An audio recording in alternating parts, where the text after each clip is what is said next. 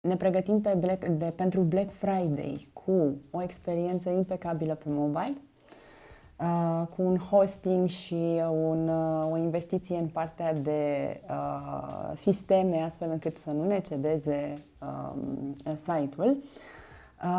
Toată infrastructura, logistică, promoții, partea de livrare, discuții înainte cu firmele de curierat, comunicarea pe toate platformele, TV, online, offline, în magazine.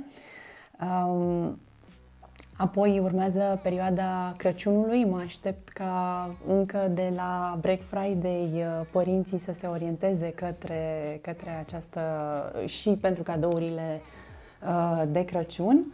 Un business în creștere, mai este loc în piața de jucării, o abordare omnichannel, iată, în care chiar dacă am trecut printr-o pandemie și operațiunile s-au mutat online, business-ul Noriel plănuiește să mai deschidă noi prezențe offline, ceea ce înseamnă, iată, că mitul acela că offline-ul a murit este total, doar un mit.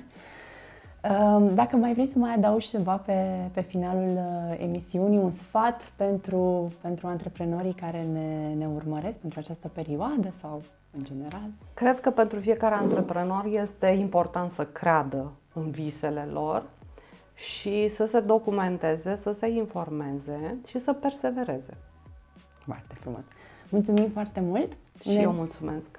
Ne revedem peste o lună la o nouă ediție Smart Online. Până atunci vă doresc foarte mult succes și rezultate cât mai bune în luna noiembrie. La revedere!